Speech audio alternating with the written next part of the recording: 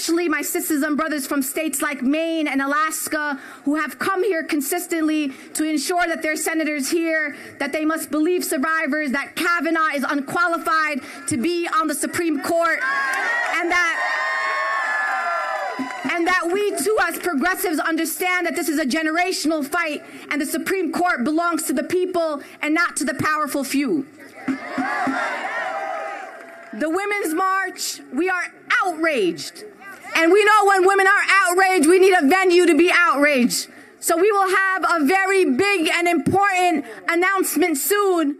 But what I will say is we're going to hit the streets of Washington, D.C. once again.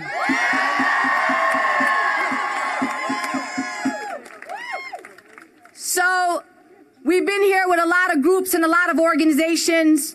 And I'm very proud of the coalition that we have built, to be very clear, that is led by some of the most powerful, inspirational women in these United States of America.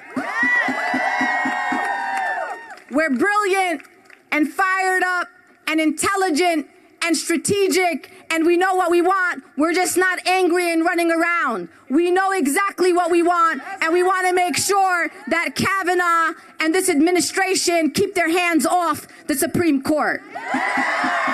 So I'm going to introduce to you a fabulous, inspirational woman, a dear sister and a friend, and a leader in the women's rights movement. Please give it up to Elise Hogue, Executive Director and President of NARAL Pro-Choice America.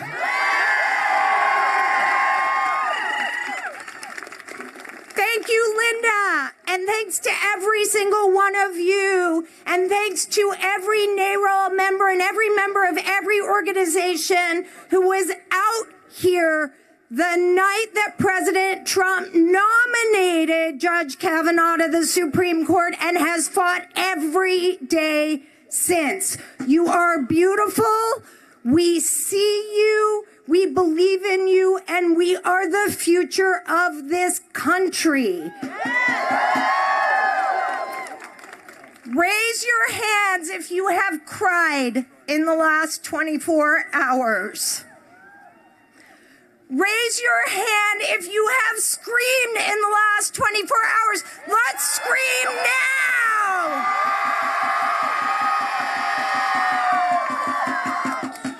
Our tears and our rage and our pain should not be required to see justice done, and yet it has been. And I see your pain.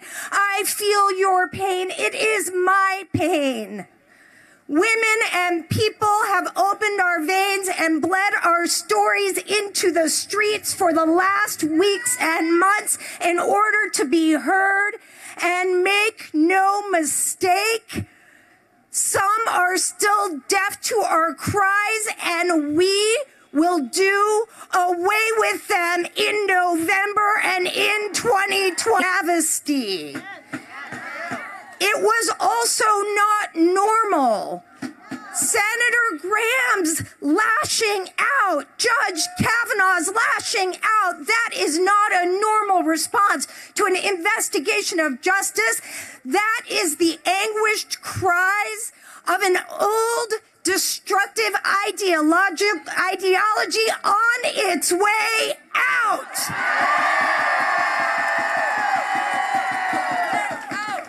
But just moments ago, we heard that our cries have had impact when Senator Joe Donnelly from Indiana announced that he is a no on Judge Kavanaugh. And that is due to work that every single one of you has done and will do every minute of every day as we pass this fight for justice and equality down to our daughters and our sons so they will live in a better country. You all are the heroes. You are the heroes of this fight. You are history in the making. And we have had other heroes with us, voices that have channeled our rage, our pain, our hope, our desires for this country. And I am so honored and privileged to have worked with them to get to this moment, and we will continue working with them. Please join me in welcoming Senators Blumenthal, Senators Hirono, and Senator Kamala Harris to the stage.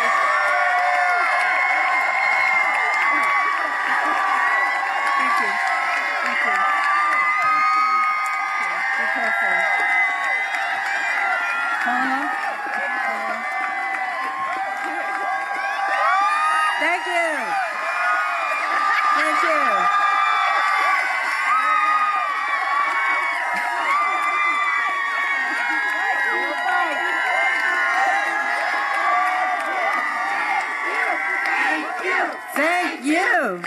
you. Thank you. Thank you. Thank you. Thank you. Thank you. Thank you. Thank you. Thank you. Thank you. Thank you. As we say in Hawaii, mahalo and aloha. I know my colleagues won't mind if I speak first, but, you know, I tell you, so many words have already been said about Judge Kavanaugh and why he should not be on the Supreme Court. The rush job, the fact that there's no FBI investigation for 3 credible reports that have come forward about Judge Kavanaugh's behavior and sexual assault. And I have to say, those of you who watched Dr. Ford come forward and share her truth with us, yes, we cried. We cried listening to her. And then to have Judge Kavanaugh come forward and talk about how he's very willing to undergo any kind of investigation, FBI, whatever, knowing full well that the president and the Republicans are not going to call for an FBI independent investigation. He's hiding behind that. He himself can break the impasse. He was asked many times yesterday, will you break this impasse by calling for an FBI investigation? He continues to hide behind the fact that neither the president nor the Republicans will do it. What does he have to hide? And as we stand on the steps of the Supreme Court, he revealed himself for what he really is when he accused the Democrats of a vast left-wing conspiracy to do him in. We're going to put a conspiracy theorist and believer on the Supreme Court, which is supposed to be people who are objective, who are not partisan. But yesterday, we know he was speaking to one person, President Trump. He revealed himself to be the political operative he always was, always will be. It's dangerous for our country and for our Supreme Court to put yet another person on the Supreme Court under this kind of cloud. So, no to Kavanaugh. Aloha.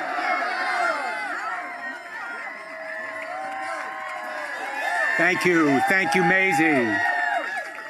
Are these 2 great women or what?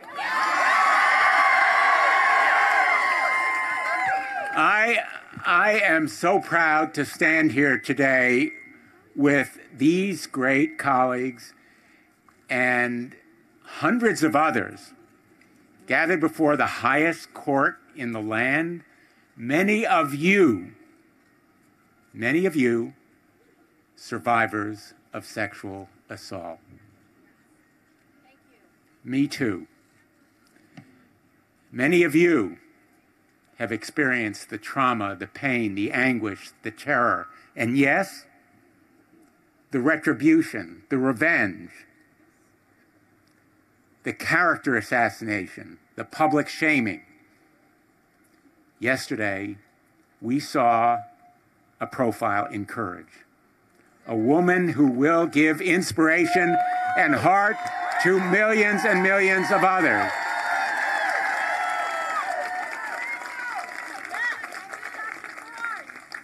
And she moved America because America was watching.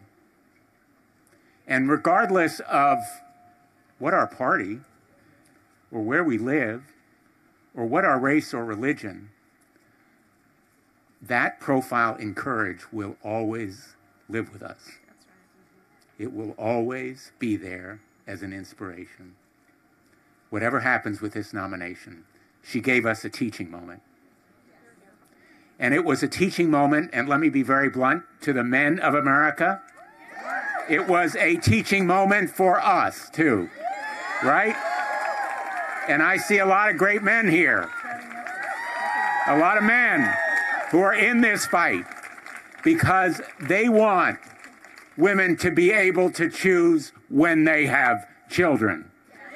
And because all of us want people to have the right to marry the person they love. And all of us want consumer rights and worker rights. And none of us want an imperial presidency where the president gets to decide what laws he enforces, especially with this president. No fascist USA! No fascist USA! So we're all here in a place that we know well. Most of you have been here before. I worked in this building as a law clerk for Justice Blackmun. I have reverence for this institution. And I will tell you, Brett Kavanaugh should not be working in this building. For all the reasons that I said no to this nominee standing here literally within hours of his nomination, but also for all the reasons that were on display yesterday. I fear, I've never said this about any nominee for the Supreme Court, I fear his rancor and animus, his anger, which came across yesterday in contrast to his promise to be independent and impartial.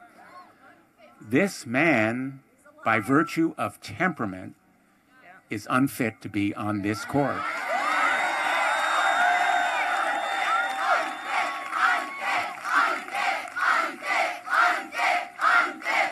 So let me just conclude by saying to his family, I am sympathetic. No one can tolerate the threats that they may have encountered. But Dr. Blasey Ford has encountered a lot of threats as well that have forced her to move from her house, separated points from her family, and most particularly her two sons. I want to say to them, you should be proud of your mom.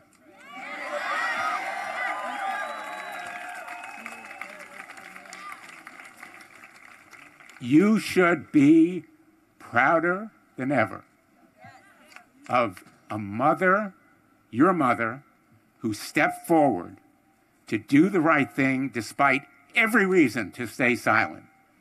She decided silence no more. That's what you are deciding in being here today. That's what Americans have to decide between now and this vote. That's what they have to tell their United States senators. That's what Joe Donnelly heard them say. He is also a courageous and steadfast advocate. Thank you to Joe Donnelly. Thank you to every senator who will vote against Kavanaugh. Thank you to every one of you. We're going to keep fighting. We're going to win this fight. Thank you to America. Thank you all. Thank you. Well, before my sisters Kamala and Kirsten step up, I want to say to all the men who are here and everybody out there, thank you for shutting up and stepping up.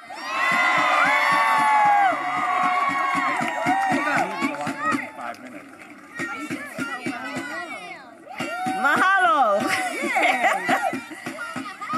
So, let's say this. We will not be bullied. We will not be bullied. They have tried. They have tried. They have taken bully tactics when they've been pushing this guy through for this nomination. Remember, they gave us less than 10% of documents that tell us who he is. And they wanted to feed us crumbs and think that we would act like it's a feast. They said, oh, but you've got thousands of pages. Why do you need more? Because there are millions of pages. That's why we need more. We will not be bullied. We will not be bullied. Then they push this through and they talk about it's a sham. And did y'all check that out? So, but it was an interesting dynamic. Like, you know, sometimes it's interesting to just sit back and watch what's happening. So someone speaks with such force about it being a sham, and then talking about what his colleagues should and should not do in a threatening manner, like a bully. We will not be bullied. We hear from a woman who indeed, Brother Dick, is a profile in courage, who decided with all that she had at stake in terms of her personal privacy, the sanctity and the safety of her life, she decided she could not know this information and not share it with the people who are in a position to do something about it. Like, let history be clear about this. She didn't say, I want to stand in front of a camera. She said, I'm going to take the civic route. I'm going to get in touch with the member of the United States Congress that represents me. That's the path she took, which led her to the Congresswoman, which led to what we now know today. But she did that, and listen to what she said. It was before he was nominated, guys. She knew he was on that list. And what did she say when she testified? She wanted the White House to know before he got nominated, because they needed to know about this. That's why she did it. Let's talk about motivation. Let's contrast that with the nominee who testified yesterday, who, in spite of the fact that he says he respects women, that he respects the co-equal independent branches of government, that he respects the United States Senate, when our colleague Amy Klobuchar asked him a very legitimate question, he turned it on her and attacked her. We will not be bullied. We will not be bullied. We will not be bullied. And why? Because we are strong and we will fight. We are strong and we will fight. He doesn't want an FBI investigation. And so then I guess he assumed that the people watching the hearing weren't really following the words. Because the words were really specific. Will you agree to an FBI investigation? His response, if you weren't listening to the question, might have sounded like, well, he's kind of open to something, but what did he say? He said, I'm open to what you all decide to do. What the committee decides to do. Doing for well. Not I agree that there should be an investigation. Now let's put his words in the context of his education and all of the professional experiences he's had. He sits on the district court. So he knows that the men and women of the FBI are trained, sworn law enforcement. But he don't want to talk to them. He don't want to talk to them. I wonder why. I wonder why. But we will not be bullied into not understanding the difference between his willingness to come before the United States Senate and his unwillingness to go before the FBI for a background investigation so that we can know without any question what happened and what he is capable of doing and being. But he showed his cards. He just kept going. It was interesting. He just kept going yesterday. Because then he had to, you know, it's one thing when you're testifying the first time, and so you kind of got the veneer. And it was all very, you know, it was very appropriate how the first hearing happened in terms of the way people were posturing themselves. But, you know, I've been a prosecutor. I actually specialize in sexual assault cases. And let me tell you, there's a jury instruction. And a jury instruction that a judge will give a jury. They will say, when you're evaluating the credibility of a witness, check out their demeanor toward the proceedings. So I'm going to ask you, the American public, the jury on this, to check out the disposition of these two individuals to the proceedings. We had Dr. Ford there, who was willing to give everything she's got. She said, how can I help you? I don't need to take a break if you don't need to take a break. She said, I'll take a cup of Coca-Cola instead of a cup of coffee. She said, what can I do to give you more information? Her disposition toward the proceedings was entirely about wanting the American people to know everything she knows without any hesitation. Contrast that with his disposition toward the proceeding, where he accused United States senators of being part of a left-wing conspiracy, as though there is no merit to the allegations that were brought before us. Does he think we are stupid? Well, we will not be bullied. We will not be bullied. We will not be bullied. We will not be bullied. We will not be bullied. Not be bullied. And the bottom line is this: we are strong. We are strong in the tears we shed, in the pain that we feel about what has been going on, in our disillusionment about what is happening in terms of these processes. The fact remains, guys, we are strong. And we will fight. Yeah. All right. Sit there. Get up here. Sorry. I don't want to fall off. Okay. Well, thank you so much for my extraordinary colleagues standing with me today. They have done God's work on that committee.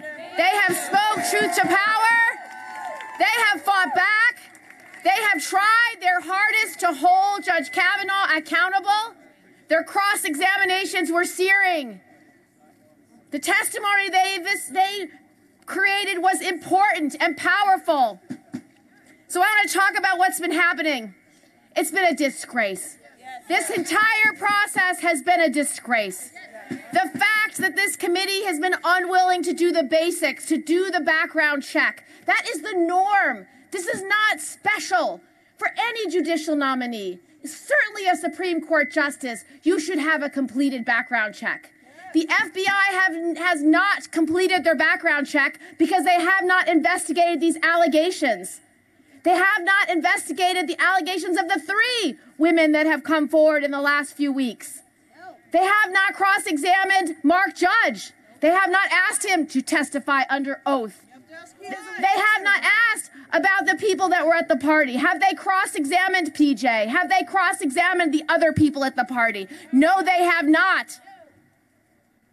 So the process has been disgraceful. What happened at the hearing yesterday was disgraceful. Why should she be cross-examined by a prosecutor? She is not on trial. She should not be cross-examined by a prosecutor. Why? When the prosecutor turned her eyes on Judge Kavanaugh, took out his calendar, asked him about a weeknight when he was with those exact friends, going to ask him about how many drinks is too many drinks, they shut her down. They were not willing to let her keep going about that one weeknight that he was actually out with those very same friends. Has anyone investigated those homes? Has anyone looked in those homes to see, is the layout as Dr. Blasey Ford actually described? No, because the FBI has not been allowed to investigate. Because why? This president is afraid.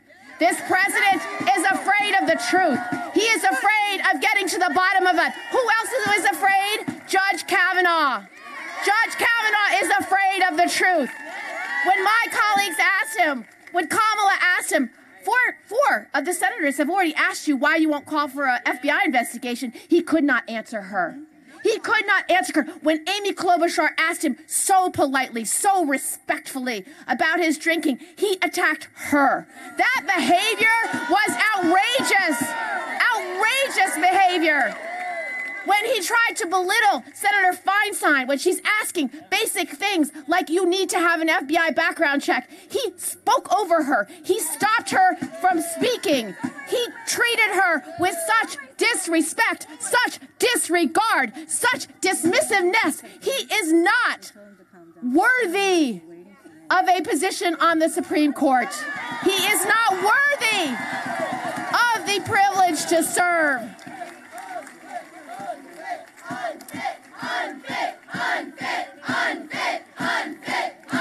He is unfit. And each of my Senate colleagues showed how he was lying. I thought what Sheldon Whitehouse did yesterday was extraordinary. He lied about what's in his yearbook, the bragging about his drinking, the bragging about his sexual conquest. Those were intentional. That does not stand to be the truth. When he said that's not what these things mean, that's not what we were doing, he was disregarding women in his yearbook. He was bragging about drinking in excess. And he lied about the drinking age in Maryland at the time. He wasn't allowed to drink, and neither were the seniors. So he lied to the American people yesterday, and we are not stupid. So now I want to talk about Dr. Blasey Ford and why she is a hero. She is a hero. She stood tall. She swore an oath. She told the committee, I'm here to be helpful. You could tell that this was hard for her. Even the prosecutor said, I can tell that you are terrified. She was terrified, as millions of women are every day. To come forward, to speak truth to power, to try to make a difference, to try to change the outcome. But I can tell you, she was brave. She was fearless. She stood there for all of us, and she spoke her truth for millions of American women and men who wanted to speak their truth. She has empowered women with her voice. I've heard from young women over the last 24 hours who have been empowered because she stood tall. She told her truth. Today is one of the saddest days for American women. This morning, greeted by a teacher, she burst into tears. We are carrying their voices today. We are standing tall for them. We are speaking our truths because Dr. Blasey Ford had the courage to speak her truth. She will not be ignored. She will not be denied. She will not be disbelieved. We hear her. So now to us, this is now our time, our moment, our opportunity to be heard. Do not give up. Do not back down. Do not be quiet.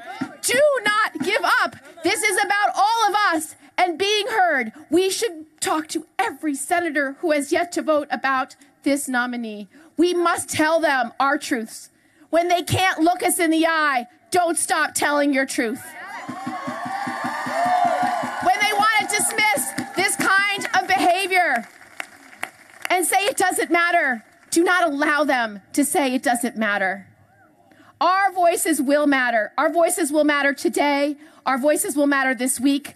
Our voices will matter come Election Day this November. Be heard. Do not give up and do not give in. You are righteous and you are right. November is coming. November is coming. November is coming. All right, November is coming. November is coming. November is coming. November is coming. November is coming. November is coming. November is coming. November is coming. Thank you, senators, for your bravery, for standing up for women, for standing up for the American people, the way Senate Republicans are not standing up right now. Thank you so much for everything you are doing for us. And thank you all for coming here today. My name is Anisha Singh, and I am with Generation Progress at the Center for American Progress. I speak for are young people across the country who will be dealing with this justice for the longest possible time, for 30, 40 plus years. And we say no to Kavanaugh. Yesterday in the Senate Hart building, I wore tape across my mouth. I stood there still and silent, fist in the air. At one point, Capitol Police asked me if I wanted to be arrested, and I couldn't respond because I had tape across my mouth. And I wept. I wept because in that moment, I realized no one could hear me. I had no power in that moment. All I could do was allow tears to stream down my face and stand there, fist up, knowing what I was doing was right. And in that moment, the wind was knocked out of me when I thought of how Dr. Blasey Ford must have felt 100 times more terrified and powerless when Brett Kavanaugh silenced her. But despite the bullying, despite a hearing rigged against her, despite Republicans' refusal to call other witnesses or reopen an FBI background check, despite death threats, Dr. Blasey Ford courageously came forward to tell her story. And for that, we say thank you. Thank you, Doctor, for your courage, for speaking out for all of us. And yet Senate Republicans are still insistent to ram this confirmation through. Well, let me tell you something. Women and allies of women are not here for this. Enough is enough. We will not stand for a second justice on our court who gets away with sexual assault. We have got to be better than this. We, the people, decide who sits on our courts. Whose courts? Our courts. Whose courts? Our courts. Whose courts? Our courts. Whose courts? Our courts. Whose courts? Our courts. Whose courts? Our courts. Thank you all for being here. We have a great lineup today, and our first speaker right now is Vanita Gupta, another courageous woman, president and CEO of the Leadership Conference on Civil and Human Rights. Thank you. Look at this, guys. We are not mourning. We have a fight on our hands, and this is not over. Don't believe it for 1 second. Are we going to fight? Yes! Hey, hey, ho, ho. Kavanaugh has got to go. Hey, hey, ho, ho. Kavanaugh has got to go. Hey, hey, ho, ho. Kavanaugh has got to go. Hey, hey, ho, ho. Kavanaugh has got to go. Look, I want to talk to you guys about something. We know yesterday was a national disgrace. We heard Dr. Blasey Ford with all of her courage, and she has inspired us. We are not giving up. We have a fight on our hands. And right now, as I speak, Elise just told me that her husband is in Maine. It's outside of Senator Collins' office, and there are as many of all of you outside of her office right now. Every office. We have Senator Tester now, who's come out, Senator Donnelly. We need Senators Murkowski and Collins and Manchin. We need all of you engaged. Call them up. Get your communities out there. We know what is at stake. We have been saying it for months. But yesterday put that squarely in front of everyone in this country. And look, women are rising because we know that power concedes nothing without a demand. And we are going to continue. Every minute, every hour of the next 24 to 48 hours matters so much. You all have brought so much energy to this fight. You saw the senators that are there. They're not giving up. We need to leave no stone unturned. Are we going to fight? Yes! Do we believe in justice? Yes! Is everything at stake for everything we believe in right now? Yes! That's where we are, guys. We are in this together. There are millions of people around the country who never cared about the courts before and who are now understanding exactly what is happening. He lied. He has lied over and over again. He was belligerent. The amount of male rage in that room yesterday, it was scary. And for any of you and all of us that are full of rage right now, Let's channel it. Let's get active. Let's make sure that everyone that we know is calling their senators, is showing up at protests, is going to Susan Collins' office and Senator Murkowski's offices and making our voices heard, because we are going to win this thing. I now want to present a dear friend and a hero who's been with us from the beginning, Alyssa Milano, who has been there as a leader of the Me Too movement. We were sitting for every minute yesterday, understanding and feeling, and I know that she is in this until we win. Thank you, everybody. Thank you. My name is Alyssa Milano, and I am a survivor of sexual assault. And silence no more. The courage of survivors will always be stronger than the misogyny. The lives of survivors will always be more important than Brett Kavanaugh's job position. When I was sexually assaulted, I wasn't that much older than Dr. Ford.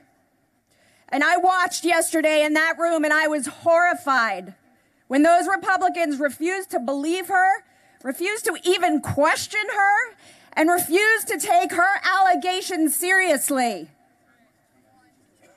Victims of sexual assault often do not report what happens because they know all too well that our stories rarely are taken seriously or believed. And when it comes to sexual misconduct, our justice system is broken.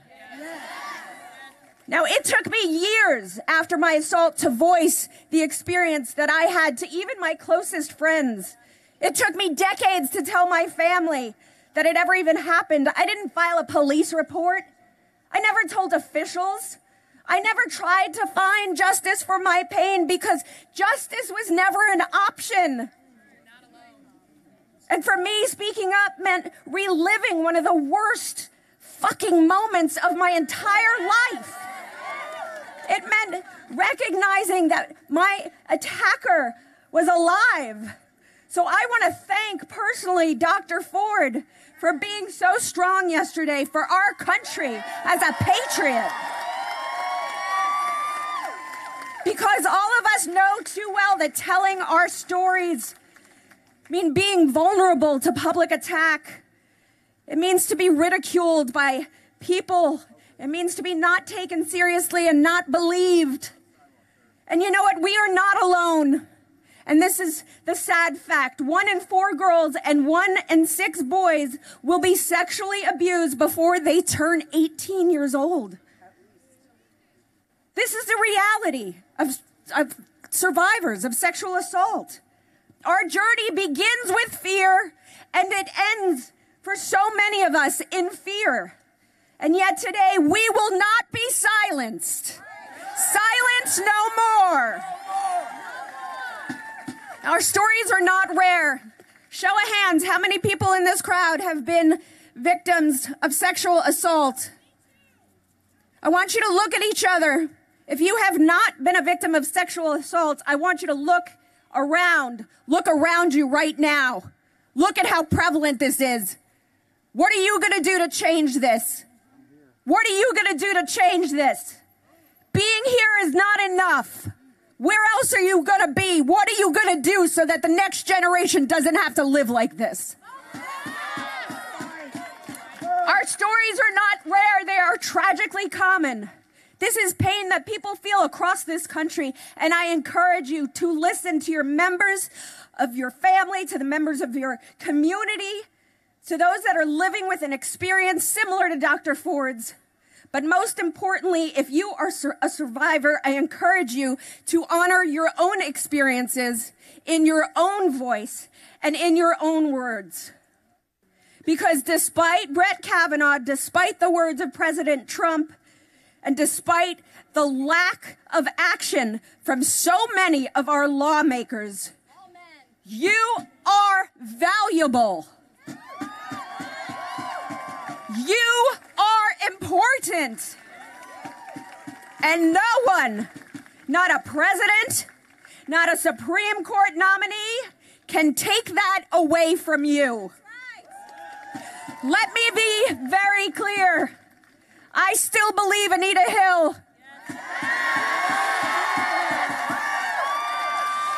I believe Dr. Ford.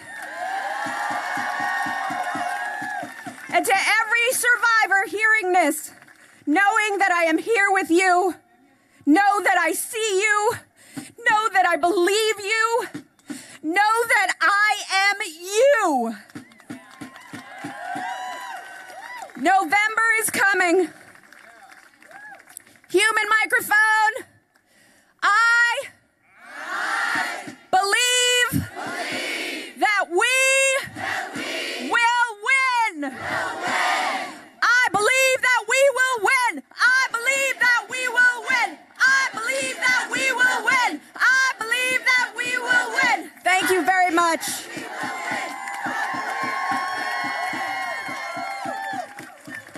I believe that we will win. I believe that we will win. I believe that we will win. I believe that we will win. I believe that we will win. Thank you so much, Alyssa, for your courage and for speaking truth to power. Give it up for her one more time.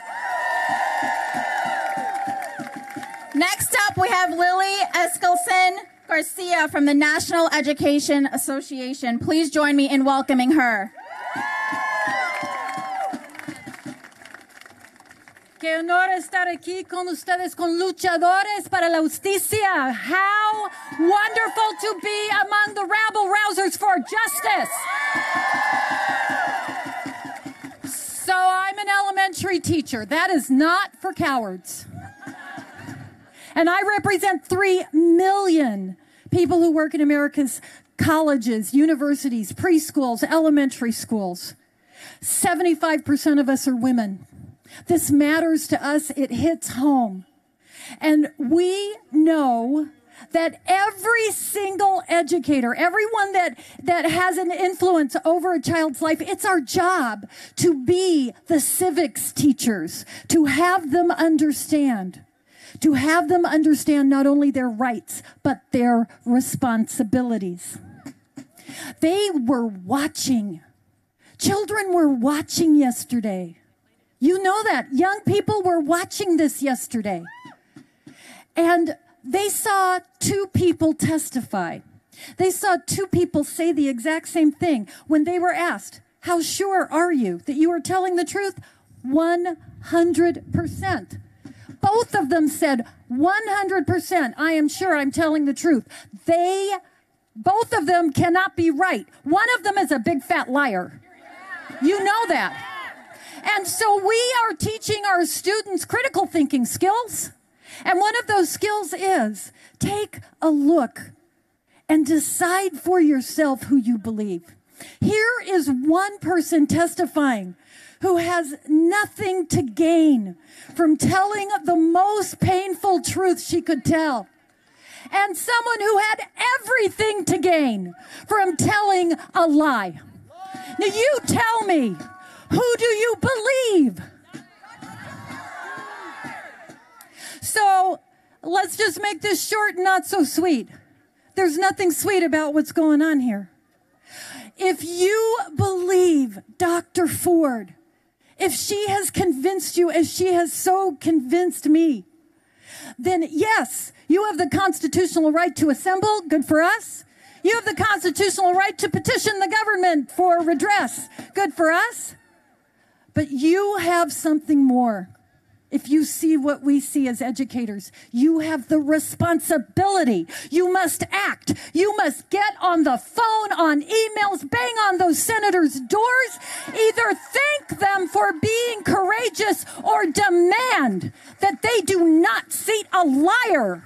A liar under oath. You know, somebody said, why should we go back 30 years? Look at that. We don't have to go back 30 years. We can go back to yesterday. This man lied under oath. That is a crime. That makes him unfit. And like Vanita said, it is not too late to make this nomination fail. That is our responsibility. La única lucha perdida es la lucha abandonada. Y no vamos a perder nada. The only fight you lose is the fight you give up. We are giving up nothing. Go, fight, win.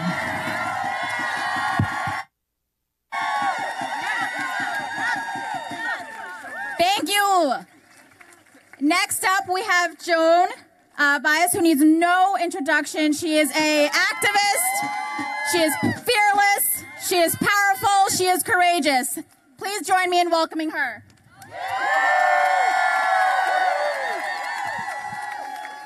Hi, thank you. Thank you. Thank you.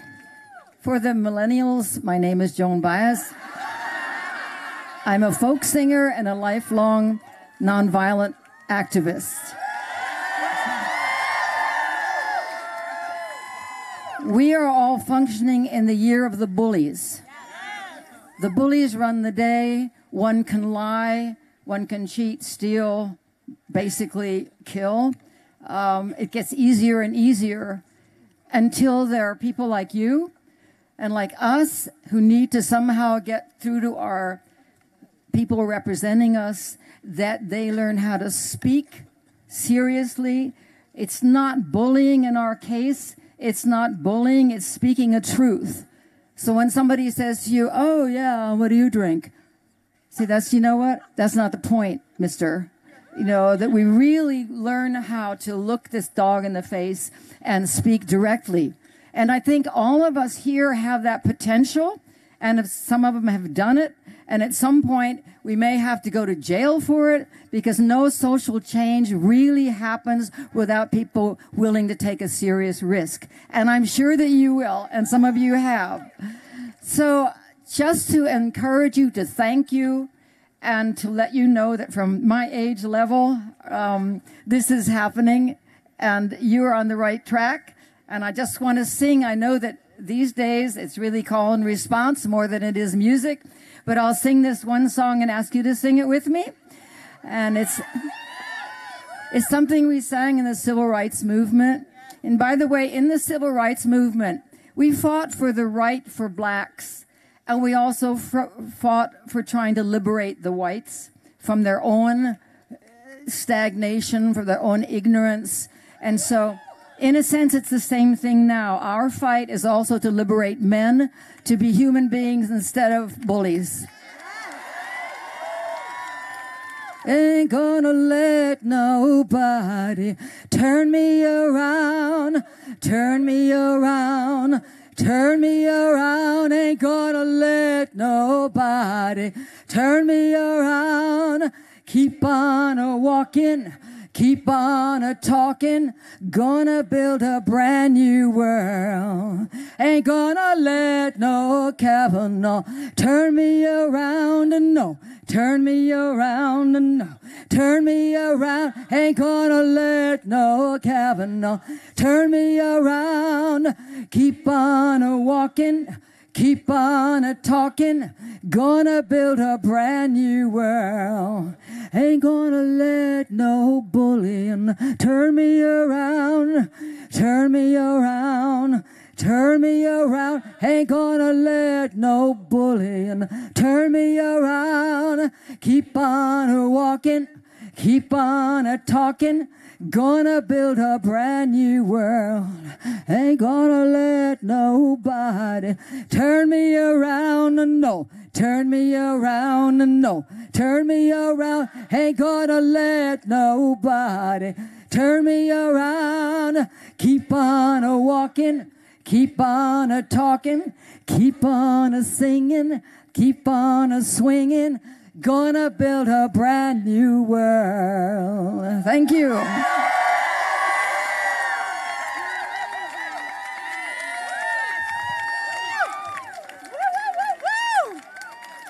Sisters and brothers, do you believe? Repeat after me, and Judith Howell, who's about to join me. I'm Mary Kay Henry from the Service Employees International Union. 2 million members members of our union and millions more from the Fight for 15 in the union are with you every day in this fight.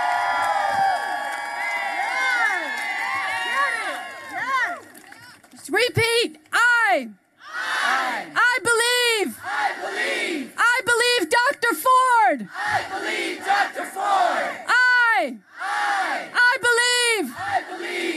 believe Anita Hill. Repeat after me. I believe. I believe that when we fight, we win. When we text, we win. When we call, we win. When we go sit in senators' offices, we win. And sisters and brothers, I'm here to tell you that service and care workers across this economy are sick and tired of women not being believed in the workplace. And that's why I'm so proud to have a leader of our janitors union right here in D.C., SEIU 32BJ,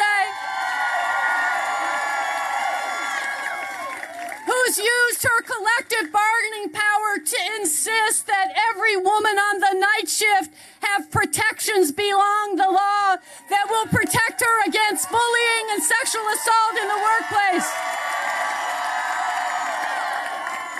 So we believe and we're ready to fight every step of the way alongside each and every one of you to insist that the Senate votes no on Kavanaugh and that we win in November. Good afternoon. The first thing I want to tell you is the members of SEIU, Service Employees International Union and Local 32BJ, we know how to pick our leaders.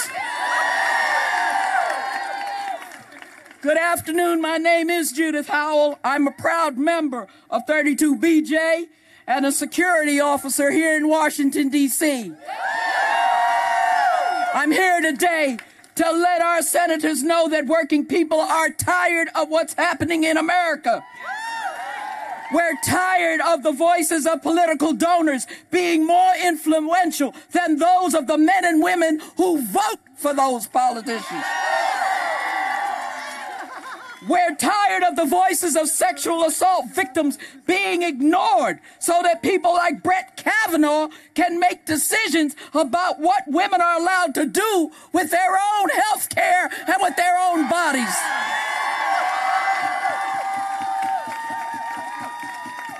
This is a moment of truth.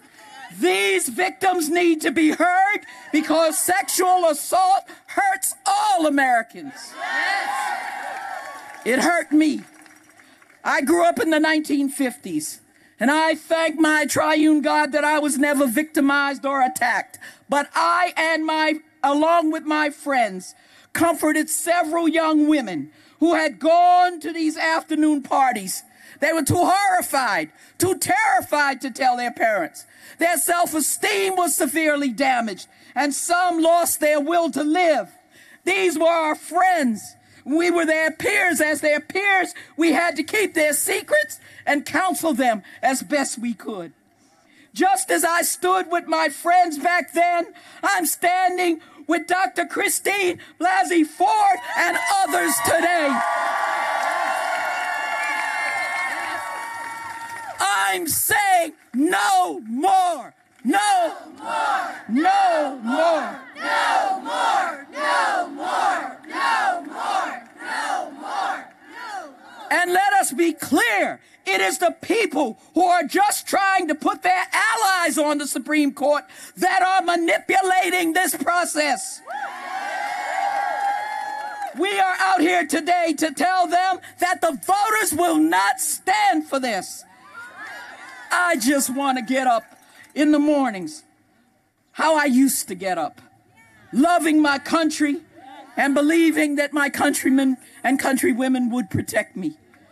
We're starting here today by demanding the U.S. Senate reject Brett Kavanaugh's nomination.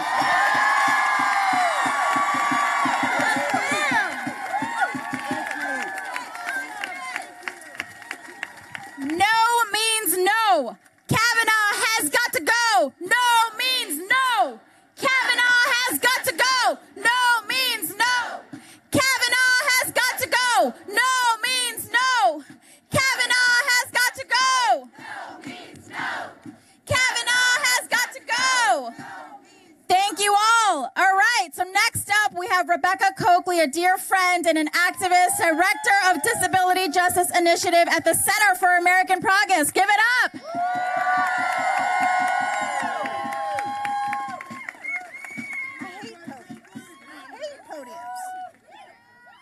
So I sat at my desk this morning, and I tried to figure out what the hell I was going to come out and say to all of you. In the disability and the chronic illness community, we talk about spoons. And we talk about having enough spoons, which is a metaphor for the amount of energy that you have to expend on a given day just dealing with y'all's ableist bullshit. And I want you to know I woke up this morning, and I opened my metaphorical utensil drawer. And not only was I out of spoons, but I had one splinter of a chopstick left, and a packet of hot sauce from Taco Bell, and a spork. But then when I woke up this morning, on my way, getting ready, I heard a familiar sound, but it was way too early for my kids to be up. But I poked my head in their room, and I hear my daughter, who snores really loudly. And in between her snores, I hear her saying, "Stop Kavanaugh." Stop Kavanaugh. And so I did what all parents do. I went and threw on my Dream Defenders, I've Been to the Future and We Won t-shirt. I went and got my Lady Parts Justice purple velvet uterus cowboy hat. And I stepped out of my door just like all of you did this morning, and we sure as hell wanted to crawl into a ball and back in our beds. But we can't, because surrender is not an option. We will continue to fight for ourselves and fight for the generations to come, to fight for that 5-year-old sleeping and snoring Stop Kavanaugh. 4 out of 5 disabled women in this country are survivors. But on the flip side, all survivors are disabled women. Because of the trauma you experience. Because there is no way that what you dealt with does not impact how you dress, how you work, the education you get, if you feel safe even going to your damn schools, the jobs that you have. These are all aspects of daily life that include you in the disability community. So welcome. Dr. Ford is one of ours. And as one of the disability community, we see you and we fight for you. And when we fight, we win. Back in the 80s, we climbed up the steps of the damn U.S. Capitol to get the ADA passed. We climbed up these steps when they refused to give us actual physical access to justice. And let's not forget, we shut Congress's ass down to protect the Affordable Care Act.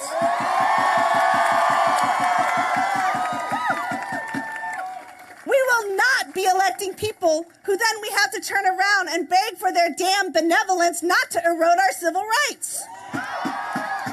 This is not some happy accident, people. This is not a Bob Ross tree. They are damn intentional about what they're doing. The same old, tired, angry white men that did this yesterday did this decades before to Anita Hill. And we'll do it decades from now to our daughters and our sons if we don't stop them and show them that this is not the legacy we're leading them with. We will win. We will win. We need to continue voting our values because these are our values. The Republican Party does not own family values anymore. We're taking them back today and every day. We're taking them back in November, and we're taking them back in 2020. And I am thrilled to pass the microphone to Amanda Harrington, who is joining us, who is a brave and courageous assault survivor. Let's give it up for Amanda. Amazing. Thank you for being here. Thank you. Sure. Thank you so much. And thank you all for being here. This is really overwhelming to see. Thank you. When I was 19, I was dragged in an alley and raped. And I went to the emergency room for help. And I talked to the police and I asked them for help. And they didn't believe me.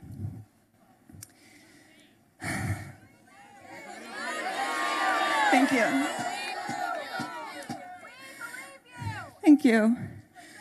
And I thought the silver lining in all of that was that would be the one time, you know, I'd had my most horrific experience and I could put it behind me and move on. But that was not the case. Unfortunately, I was the victim of several more crimes after that, and I would be damned if I was going to not be believed again. So you bet I reported that shit. And I fought to hold accountable the men that did that to me. I sat in a courtroom, I stared them down, I pointed them to the jury, and I convicted 2 men.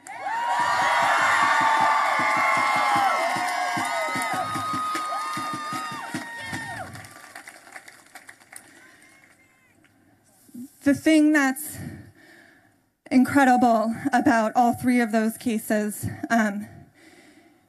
is that I had different relationships to each of those individuals. The crimes were all different, but I remember exactly where I was. I remember what it felt like when I felt their breath on me. I remember what it smelled like. I remember their faces. That's how I know that Dr. Blasey Ford was telling the truth. When I woke up and read the news of these allegations against Brett Kavanaugh, my heart sank, thinking for the woman out there who was going to have to hear his voice on the news every single time he made a decision affecting our rights, our lives, somebody else's life, our bodies. And then there was another commonality between what Dr. Blasey Ford went through and what I went through. I was not the first victim of the men who abused me, but I was the first to say something about it.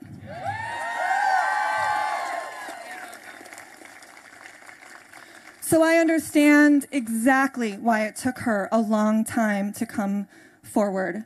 I understand why she did so at first privately to her friends. I understand why she did so privately to her representatives. And I understand why she agonized over the decision to make her name and her face known. I'm still scared.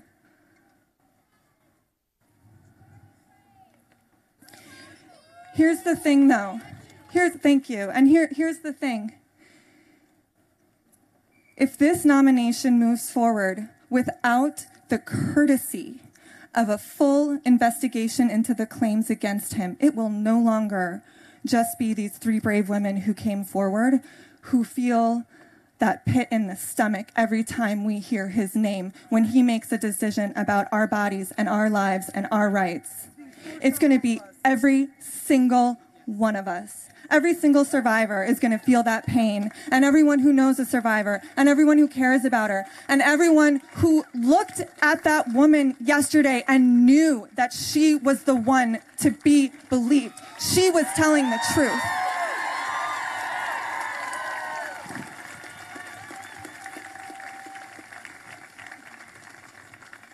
Here's the thing, though.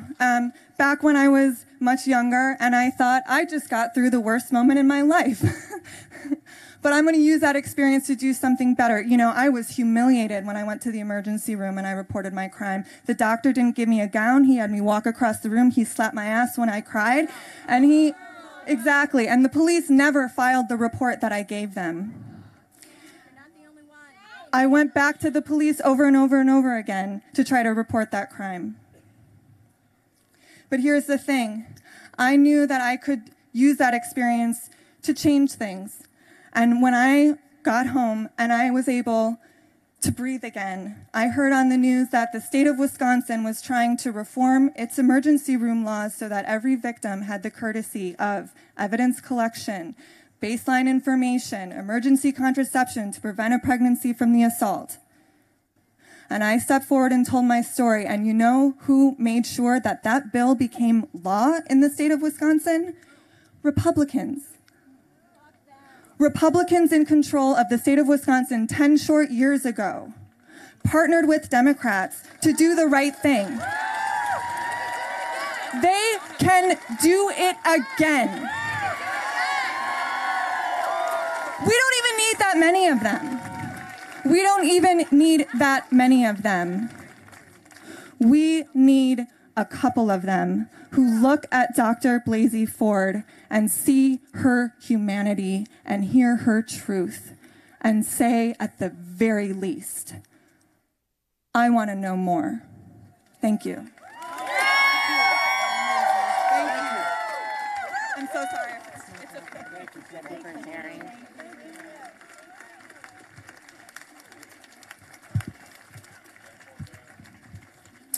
Hello, everyone.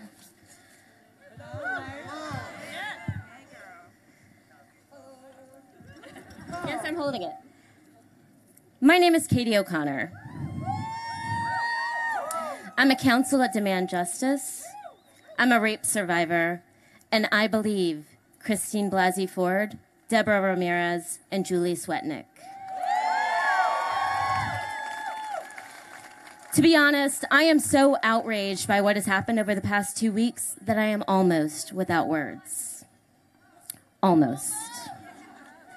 I am outraged that so many of our senators seem to have learned nothing in the past 27 years since Anita Hill so bravely came to testify about the abuse she survived by Clarence Thomas, a man who would soon become a justice on the highest court in this country.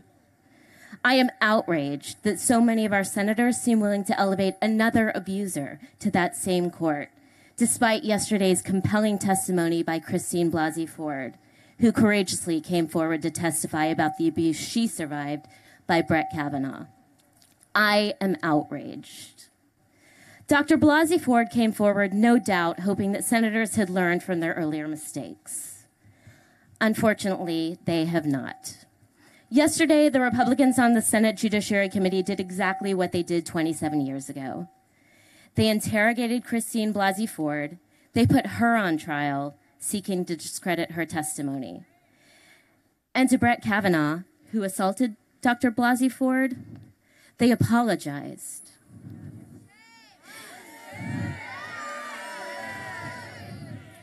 The 11 all-male Republican senators who sit on the Senate Judiciary Committee showed more sympathy for how attempted rape would impact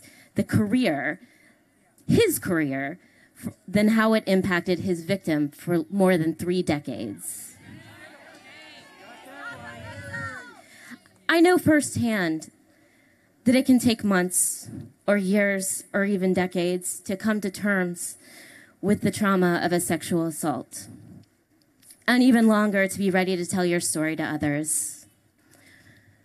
For me, it's been a 20-year process that continues to this day. This is the first time I've talked about my experience in public.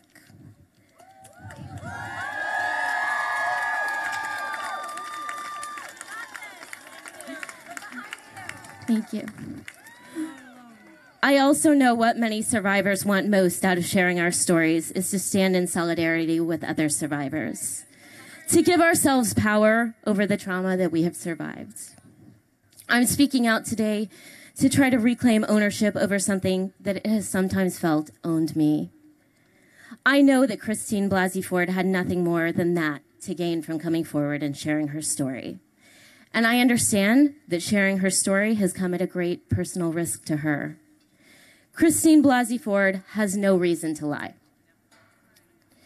If Deborah Ramirez and Julie Swetnick were given the opportunity to share their stories, I know they would have no reason to lie either. Brett Kavanaugh, on the other hand, had every reason to deny this. Every reason to lie, again, under oath, and repeatedly. This was not the first time he lied to the Senate Judiciary Committee. Lock him up! Lock him up!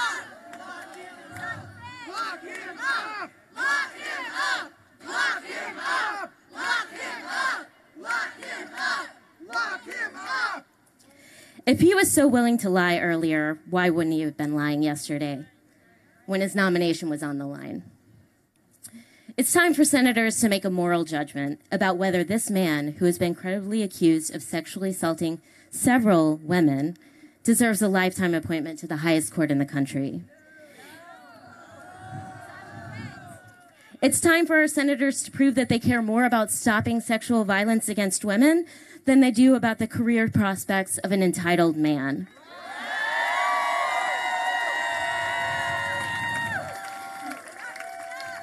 It's time for our senators to stand up for a woman with no reason to lie over a man with every reason to do so. It is time for our senators to stop Brett Kavanaugh. And if they don't, it's time for women and for all people who believe women to stand up, show up, and vote them the hell out.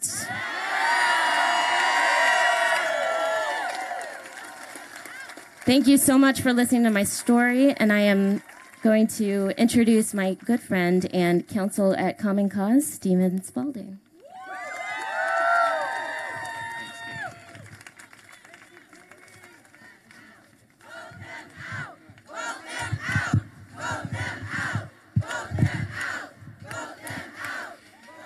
Good afternoon, everyone. You are a beautiful, powerful, inspiring crowd here today. I'm Stephen Spalding. I'm with Common Cause, a nonpartisan watchdog organization with more than 1.2 million members across the country, holding power accountable and working for an open and an honest democracy. Shame on Mitch McConnell. Shame on Mitch McConnell and every member of the United States Senate that will aid and abet his efforts to, quote, plow right through this crisis. Shame. Apparently, there is nothing they heard yesterday from Dr. Ford's courageous testimony, causing them to pause or listen to we the people before voting even less than 24 hours after that hearing ended. They have completely ignored her story and the story of the brave other survivors that have come forward. We are here today because we stand with survivors of sexual assault and abuse. We stand with women and children and the poor. We stand with people of color. We stand with my fellow LGBTQ people. We stand with people living with disabilities, with students, with immigrants, with working people. Everyone whose civil and human rights are on the line. All of us have every right to justice and the rule of law and fair courts.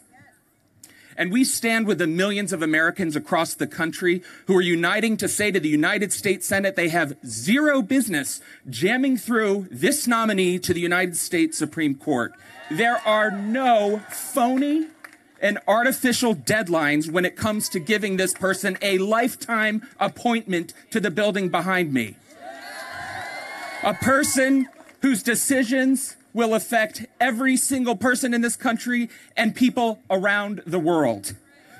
Every single senator across the street swore an oath to defend the Constitution from all threats, both foreign and domestic. That's what they swear an oath to. Well, one of those threats is the plummeting trust in our government and in our democracy. And when that undermines and threatens confidence in the Supreme Court, our country suffers, as does the rule of law. The disgraceful proceedings we've watched for the past couple of weeks and yesterday, this lockstep rush to confirm Kavanaugh is both a cause and an effect of this collapsing trust.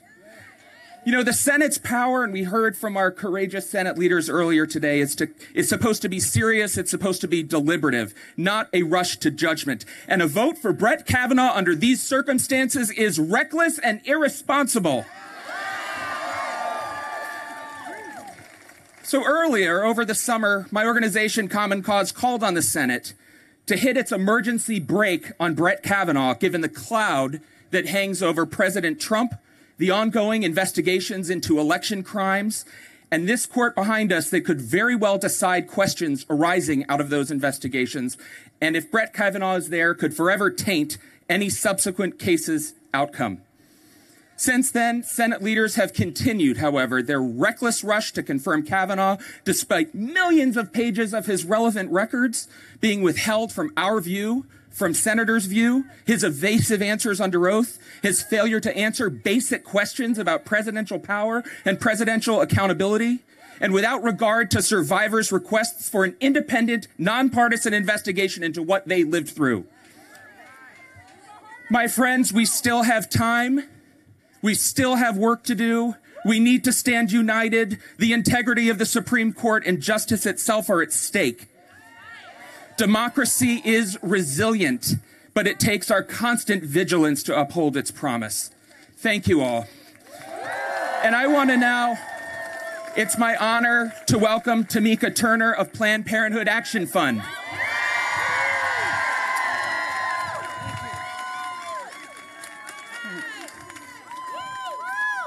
My name is Tamika Turner, and I'm here today representing Planned Parenthood. We're in this fight for the 2.4 million people who rely on our services and care every year.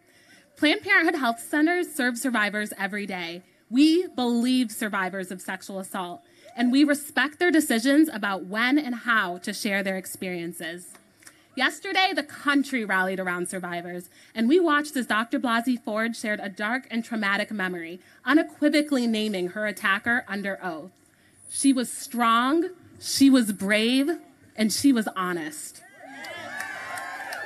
Then we watched as Brett Kavanaugh acted like he was the victim, like not getting a seat on the highest court was a worse crime than sexual assault.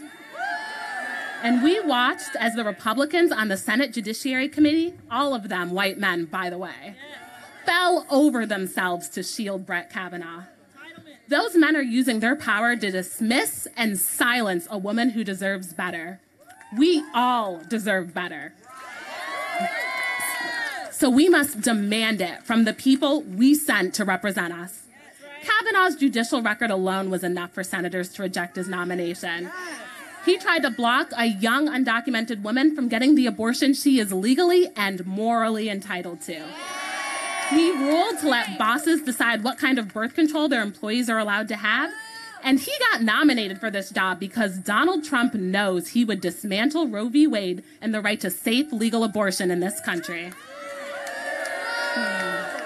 If confirmed, Brett Kavanaugh would control civil and human rights for a generation.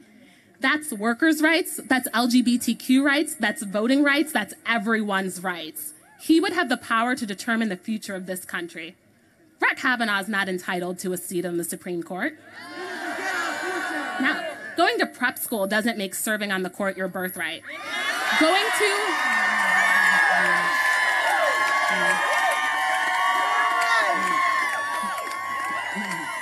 to an Ivy League doesn't make serving on the court your birthright. And being a white man who has never been held accountable for your actions doesn't make serving on the court your birthright.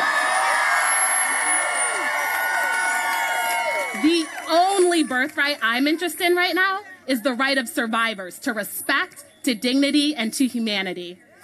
Republican leaders on the Senate Judiciary Committee failed survivors of sexual violence yesterday, and they're getting ready to fail us again. You either believe survivors or you don't. You either stand with survivors or you stand against us. They failed anyone who wants to control their body and their lives, and I can promise you, we won't forget it. Next up, we are going to hear from Kimberly McGuire, the Executive Director of URGE. Thank you.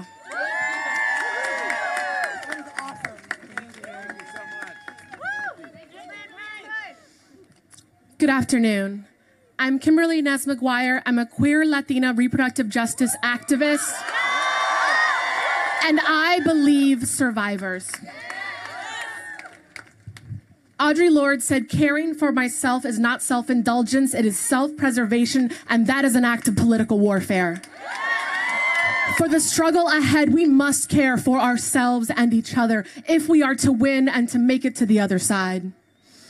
So in that spirit, I would ask for you all to take a breath with me. Breathe deep into your belly, let your breath nourish you, and exhale. Feel the earth underneath you, the air around you, and look around at all those gathered here today in the spirit of justice. In these times, we must remember to breathe. Make no mistake, Brett Kavanaugh has spent his life treating those with less power than he as playthings or punching bags. And to that we say, we do not consent. He has time and again sided with bosses over workers, against women, young people, people of color, and people with disabilities. And to that we say, we do not consent. If granted a seat on the highest court in this land, he would remake the law in his image, that of a boot standing on the necks of anyone who challenges the power and privilege of white male domination. And to that we say, we do not consent. The young people that URGE represents in Ohio, Texas, Alabama, Georgia, and Kansas do not consent to the dismantling of abortion access, to the disrespect of immigrants, to the erosion of voting rights. Kavanaugh has built a career harming those we love. And now he wants even more power over our bodies and our lives. To that we say, we do not consent. I am also, like many of you, a survivor. I was 19 years old and I did not report because he was rich and white and I was afraid of what his parents would do. I was afraid that if I spoke out, his privilege would be his protection and my undoing. But I am telling my story to you now because every time we tell our stories, another beam that supports rape culture in this country comes crashing to the ground. Dr. Ford did not consent. Deborah Ramirez did not consent. Julie Swetnick did not consent. And we, the people, do not consent to the placement of Brett Kavanaugh, a man whose own despicable words and actions have long disqualified him from a post on a body meant to embody and uphold justice. We do not consent. We do not consent. We do not consent. We do not consent. Thank you.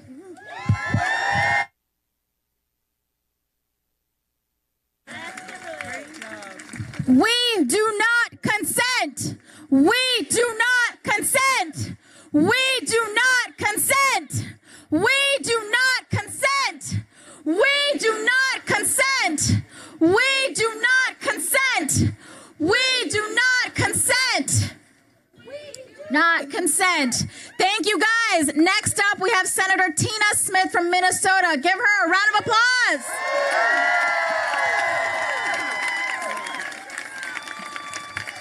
Good afternoon, everyone. Why are you all here? Let me tell you why I'm here. I have been in this United States Senate, a job that I feel so honored to hold for only a short time. But I know that this is wrong, what's happening. I know that it's wrong. Yesterday I was thinking about the work that I have done in my life and the work that was happening in the Senate and the work that confronts all of us right now. You know, I stand before you as a United States Senator. But before I ever had this job, I was working for women's health care and all people's reproductive rights at Planned Parenthood.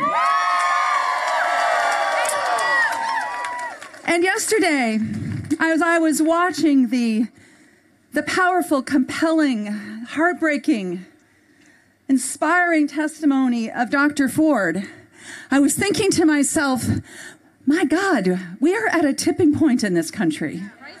We are at a tipping point that we have been moving towards for so long. But now everybody, the question is, what direction are we going to tip? Are we going to tip towards more freedom, more justice, more opportunity?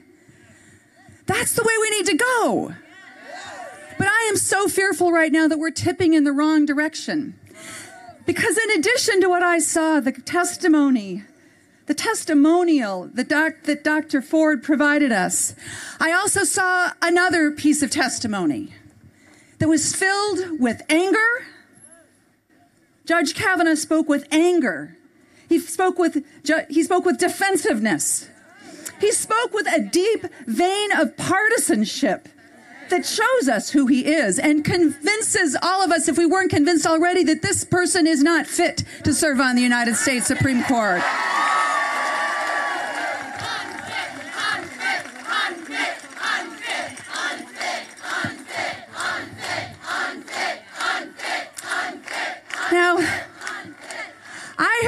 this conclusion many months ago.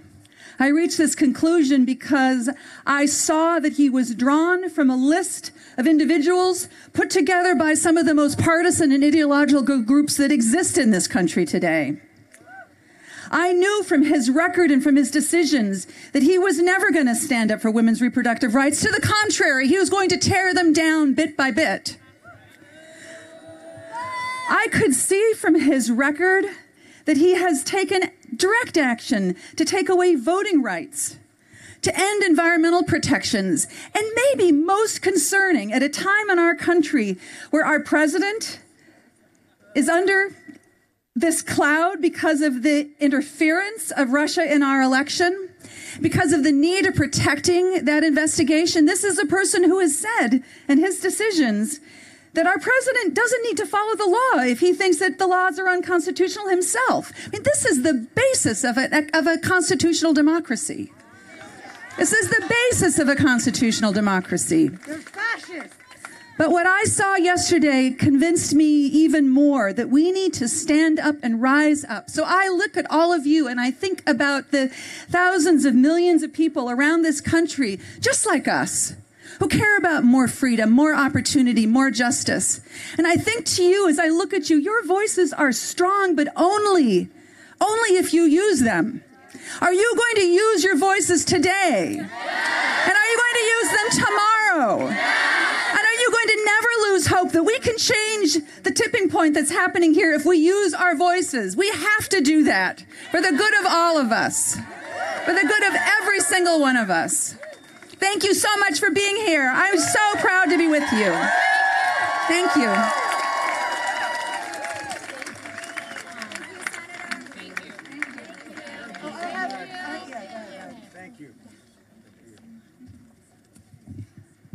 Thank you so much, Senator Smith.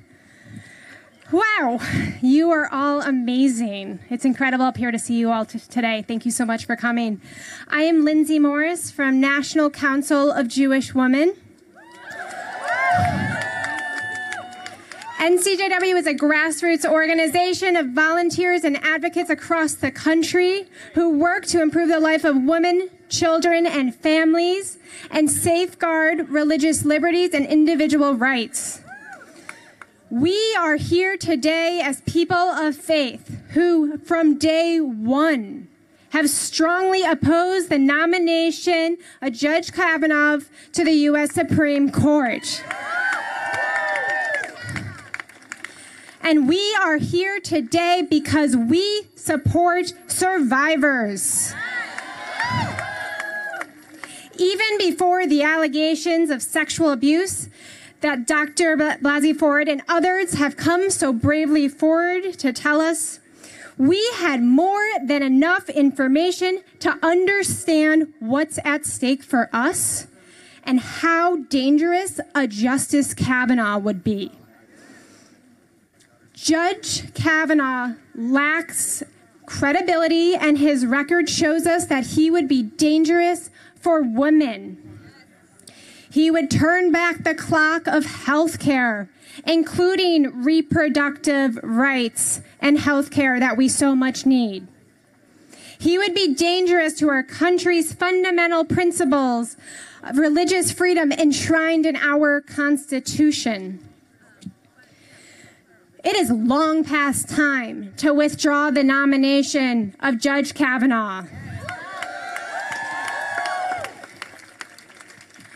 The mere fact that he is still in the running for this lifetime seat, even after Dr. Blasey Ford's courageous and heartbreaking testimony, it has sent a clear and loud message to the entire nation that this Republican Senate does not care about women. The Jewish community has recently concluded our holiest day, Yom Kippur, during which we atone for our sins and renew ourselves and our commitment to seeking justice and truth. This country, too, finds itself at a critical moment in which we are seeking justice and truth. L'chaim. I'm going to hold it. Okay. We cannot change what happened 35 years ago, but we can, as a country, let Dr. Ford know that we are with her. We are with her because we need to listen to women. We need to take allegations like this seriously. And the sham hearing yesterday is not an example of how we listen to survivors. As we seek truth and justice, Judge Kavanaugh has proven over and over again that he is not credible. NCJW joins all of you and our partners in speaking out in opposition to this nomination. Withdraw this nomination. He is unfit to serve a lifetime appointment on the highest court of the nation. Stop Kavanaugh. Thank you all so much for being here today.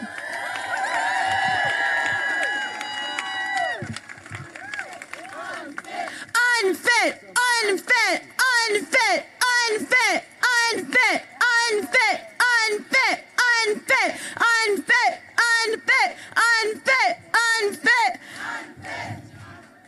Hello, everyone. My name is Jess Morales-Ricchetto, and I'm the political director at the National Domestic Workers Alliance.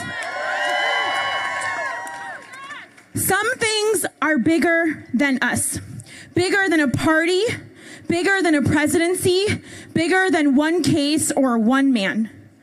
Brett Kavanaugh's Supreme Court nomination is about a system of elite white men who believe that they can control us. They believe they can control our bodies at a party. They believe they can control our government with a sham hearing and control the courts that are supposed to give us justice. But we know that this system has never been meant for us. Not for black women or trans people or the millions of domestic workers who are exploited daily, who are resilient in the face of sexual violence, often at the hands of their employers. That is why we have had to say that we believe each other.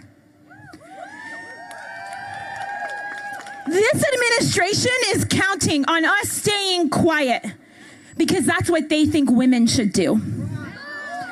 But we weren't quiet when we turned out for the biggest protest in our nation's history. We weren't quiet when we raised the alarm about the family separation crisis at the border. And we damn well won't stay silent as Republicans try to rush this vote to put a serial sexual assaulter on the highest court in the land. Brett Kavanaugh wants to be called Your Honor, but you have to have some honor to deserve that title. A man who assaults women and traumatizes women isn't fit to sit on the bench with Elena Kagan and Ruth Bader Ginsburg and Sonia Sotomayor. Brett Kavanaugh must withdraw his nomination. I am here today because our lives and our future are at stake. I have been around this country for these last couple of months fighting this nomination. I have shared the story of my abortion all over this country. I have shared the story of my sexual assault all over this country. And I have done it because at every step of the way, I have never been alone. Women have also stood next to me and told their stories. So many of them have told their stories today. They are living in the Hart Building to beg their senators to vote no against this nomination.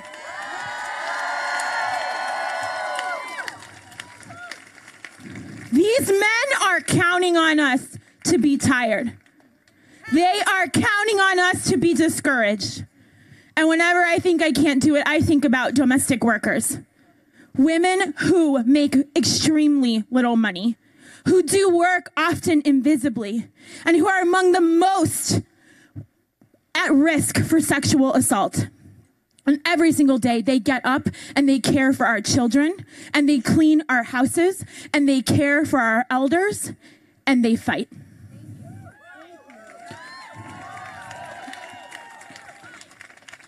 So I am not tired. I am not discouraged. And I will not stop fighting until Brett Kavanaugh withdraws his nomination and this court can be something we can be proud of.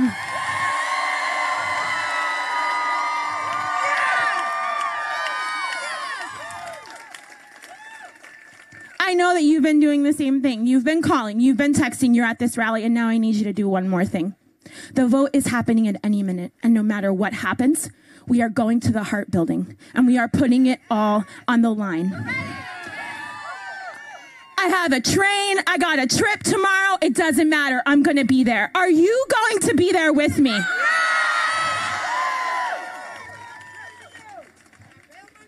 We're going to win because we believe survivors.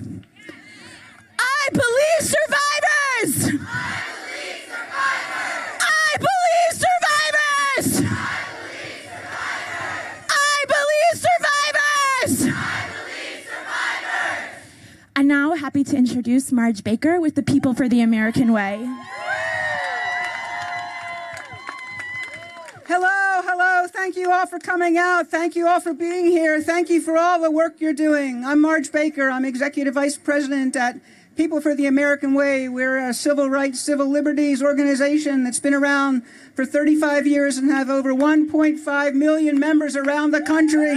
And you can bet they're all working to get Brett Kavanaugh to withdraw his nomination. So now, listen, we've heard a lot of things from Republicans lately. We've heard that Dr. Blasey Ford's testimony is part of a conspiracy, that she's, quote, mixed up, end quote. We've heard that women who asked for an FBI investigation aren't credible, but that the man who lied to the committee again and again is.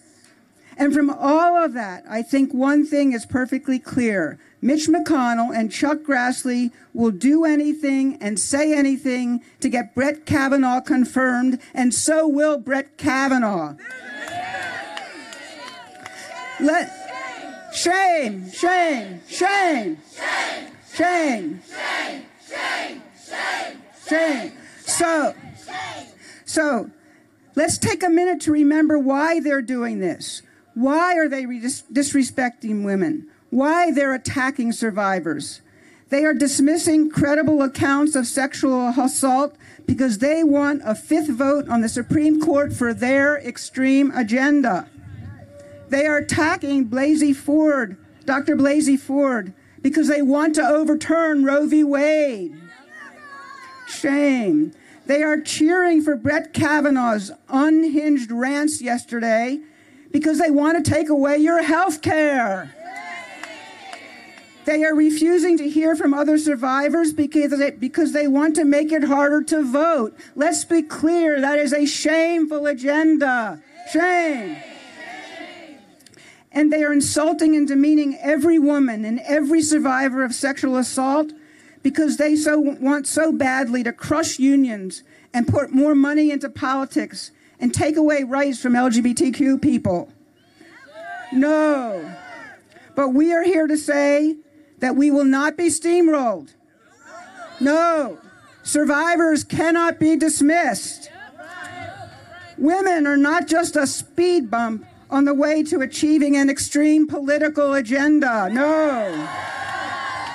Our stories are powerful. Our voices are powerful. Our votes are powerful.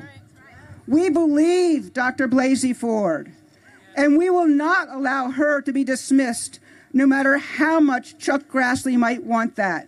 We are going to stand up, fight back, and stop Brett Kavanaugh. Stop Brett Kavanaugh. Stop Brett Kavanaugh. Stop Brett Kavanaugh. Stop Brett Kavanaugh. And now, it's my pleasure to introduce Sage from Know Your Nine.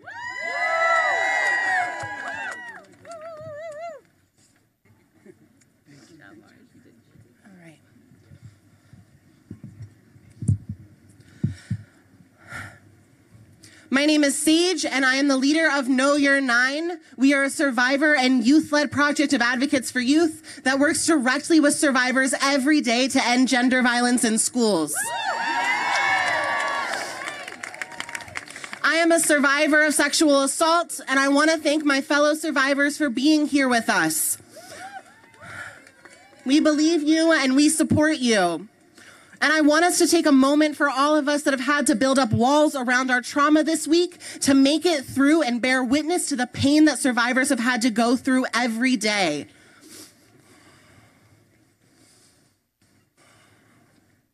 I am here today bringing the stories and powers of survivors that I worked with every day. Survivors like Dr. Ford who were assaulted when they were young. Survivors who face daily backlash for trying to change the culture of this country. And survivors who don't owe you their pain and their trauma for you to believe them and support them. Survivors who are so sick and tired of being told down and to shut up. Survivors who are being told that their pain does not matter. What we saw yesterday was a brave and powerful survivor speak out about the trauma she has been forced to live with at the hands of Brett Kavanaugh.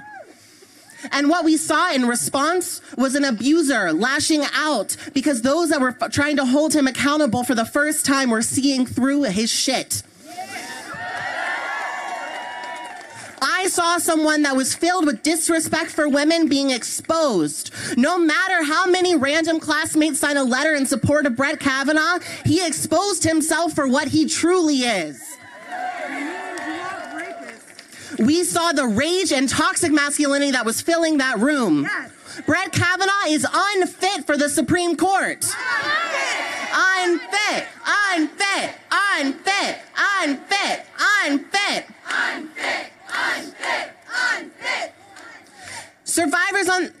Republicans on the committee today have tried to silence survivors like Dr. Ford. They are trying to tell survivors that what happens to them when they are 15, when they are 17, and when they are 19 doesn't matter. They are trying to silence a generation. They have called her testimony garbage, but we are all here today because survivors' voices matter, our stories matter, and our trauma matters. So repeat after me.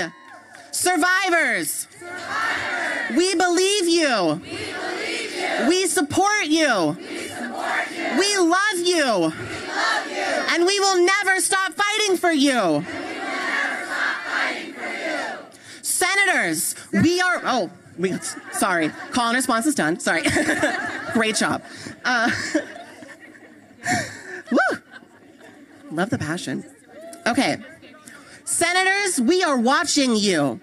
You have a choice.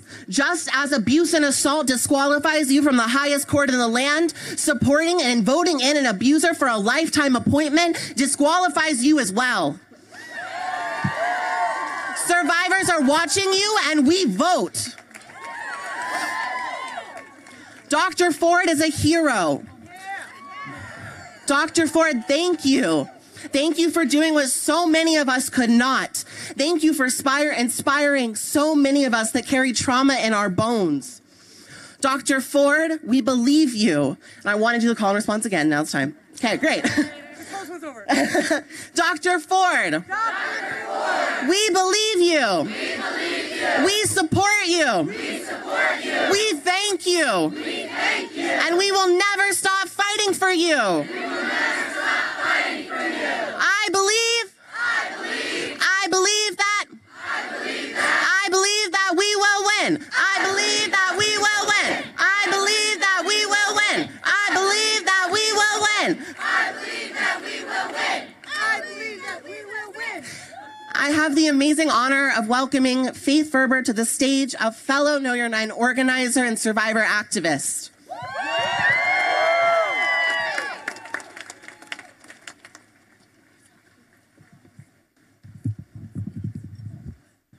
Fuck this, am I right? Yeah, I know. Things are really scary right now, and I want to make space for people to be afraid. about what's coming. As a survivor, it's hard to feel hopeful when we're being shown over and over again that the people in charge of our country, making decisions about our bodies, our lives, our futures, will commit violence against others and support those who commit violence against others. So what I'm trying to hold on to right now, and what I hope others can hold on to as well, is the power of this awesome community. No matter what, as many people have said before me, there will always, always be people advocating for survivors. We won't be silent. We won't give up. The fight for a more just world is ongoing, and it's okay to tap out and take space for yourself and have others fight for you. That is okay. Everyone's healing process is different. But know that as long as there's a fight, there will always be this incredible community of brave, compassionate survivors that we can turn to for support at any time. And that power can conquer anything.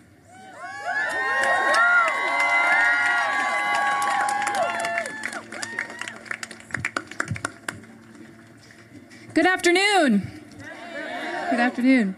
My name is Olivia Dalton, and I'm here on behalf of 3 million outraged, determined members of the Human Rights Campaign.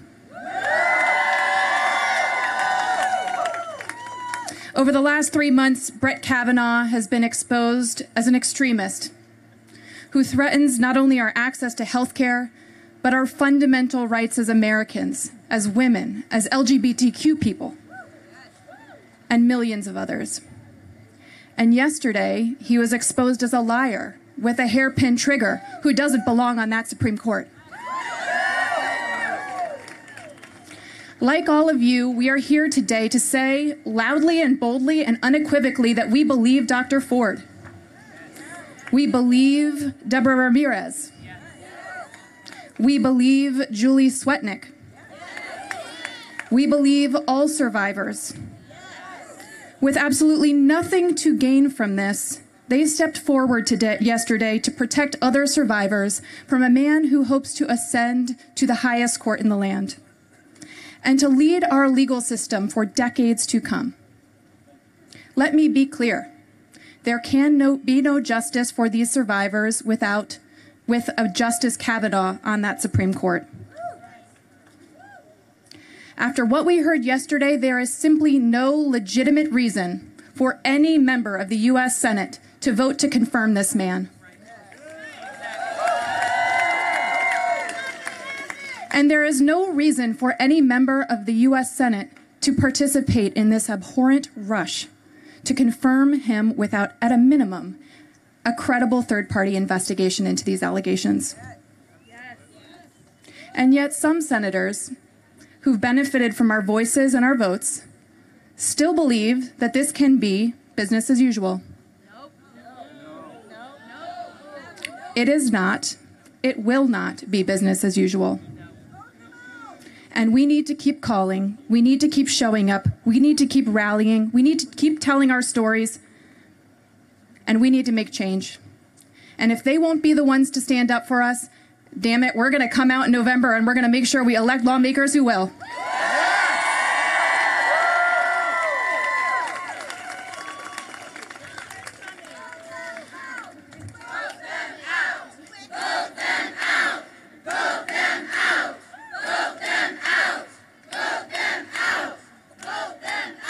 So I'll leave you with one final thought, and that's this.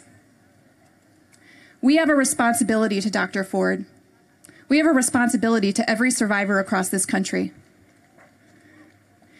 If we don't do everything possible to make sure this man does not get to the Supreme Court, it is not going to be the legacy that we want to leave behind for our next generation.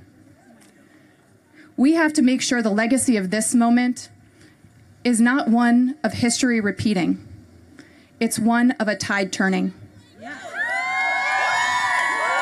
Thank you very much. It's my honor to introduce Amaya Smith from the National Partnership for Women and Families.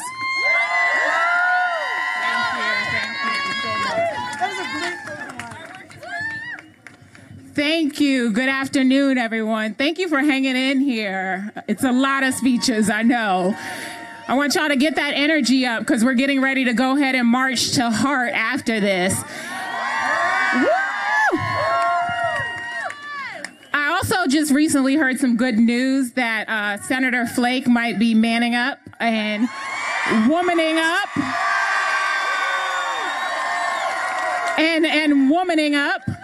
And possibly getting some courage to delay this vote for an FBI investigation.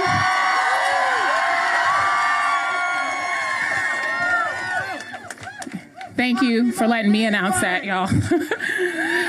My name is Amaya Smith, and I represent the National Partnership for Women and Families, an organization that advocates for the rights of women everywhere to have quality health care, access to abortion, and a safe and fair workplace. That's right, you can cheer for that. We are a nonpartisan organization that works to bring real facts to important issues that affect women and their families every day.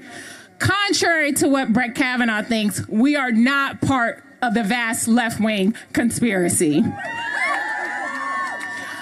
It's been a really crappy week, y'all. And I hope everybody who's a survivor, anybody who's watching, is exercising self-care. It's okay to turn off the TV. It's okay to go into your comfort zone. It's okay if you're not feeling as brave as Dr. Ford. Yesterday made me think back on my own life experiences that I've never reported to anyone, never even told my closest friends, and even now am not ready to detail. There are many women and survivors who are still not ready. On top of processing emotions, I was also processing what this meant for our country. The contradictions. The contradiction that a woman who comes forward must be humble and gracious, while a man who defends himself can scream, yell, and be belligerent. Unfit, unfit, unfit, unfit, unfit, unfit. Unfit, unfit. The contradiction that a white man who presides over a system that locks up black youth every day for petty crimes can spend his high school career drinking, partying, and bullying, and yet wind up as a nominee for the Supreme Court.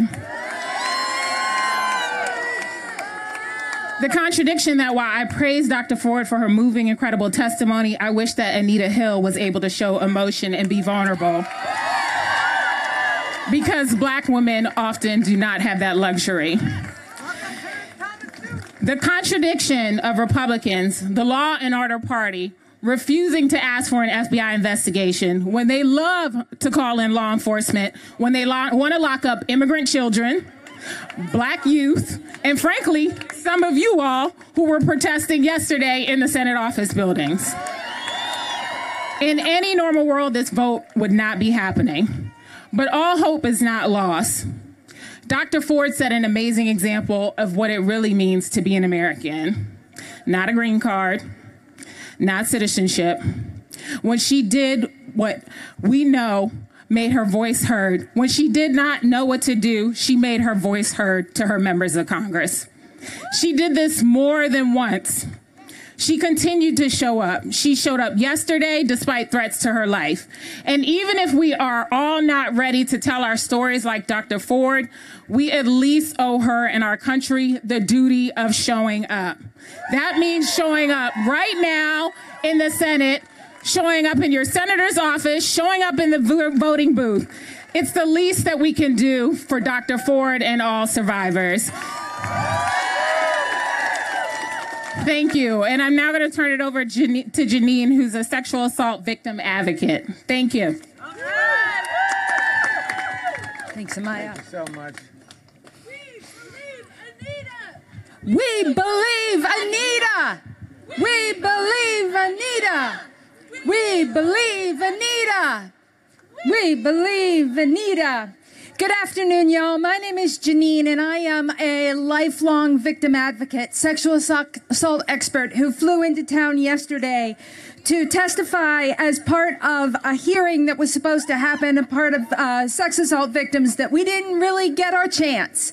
But here's the thing. We haven't lost our voice. There's two things I want to say, because most of it's been said. Yesterday, while the heroic Dr. Ford was testifying, the Rape, Abuse, and Information National Network, Incest National Network, received an unprecedented 147% increase to their call volume as she was testifying. So what that means is that victims of sexual assault everywhere were calling. They were coming forward. So one of two reasons. One, let's raise our hand to send support to them in case they were triggered by the testimony, in case they had a day that was bad, bad, bad in the wake of all of this. Thank you. We send our energy to every survivor to let them know you're not alone. We're with you. Second, I have one word. We'll remember. We'll remember who have believed survivors and who have blamed them. We'll remember. We'll remember those who are choosing to hold offenders accountable or who are choosing to promote them. And in November, we will remember. Let's give it up. In November, we will remember. In November, we will remember. In November, we will remember. Awesome. And I give it up to Anna, who has some really important words for us and more work to do. Anna. Thank you. Of course. Hi, all. My name is Anna Chu, and I'm from the National Women's Law Center.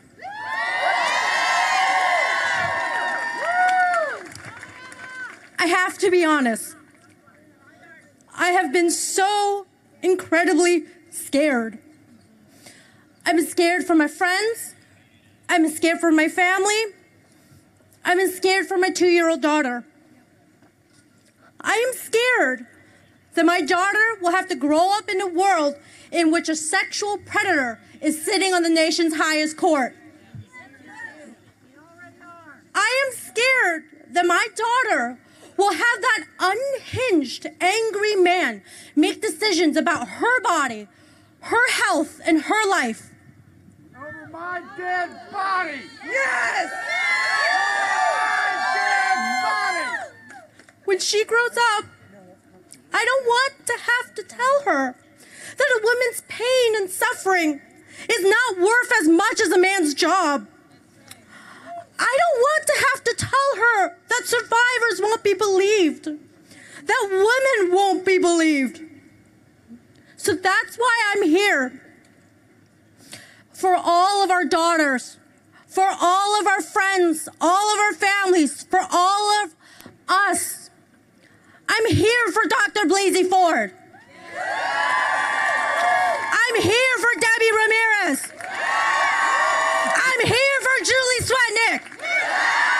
And I'm still here for Anita Hill. I'm here to say, we believe you. We support you. We love you. Dr. Blasey Ford, you were so incredibly brave yesterday to tell your story. Even as all those Republicans tried to undermine you every step of the way. Dr. Blasey Ford, you showed us that heroes don't have to wear capes. That heroes can be quiet. That heroes can be vulnerable. That heroes can look like you and me. We're here to say that we will try to live up to what you deserve. To say we're not going to stop fighting.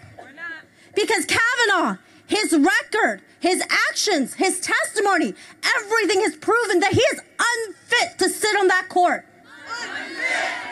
Unfit! Unfit! Unfit! Unfit! Unfit! Unfit! Unfit! His refusal to ask for an FBI investigation, his attack on senators yesterday, it's confirmed everything we suspected about who he is. Grassley, to Senator Graham, to all those Republican senators who are saying no to Mitch McConnell, I want to let them know, women everywhere, we are watching. We are rising. And we will never stop fighting. So, are you fired up? Are you fired up? So I'm asking you, let's march over right now to Senator Grassley's office and tell him enough of these shenanigans.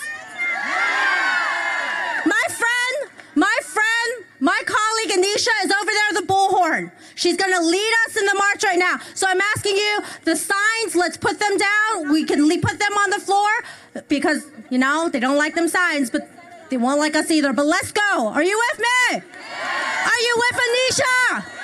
Let's go.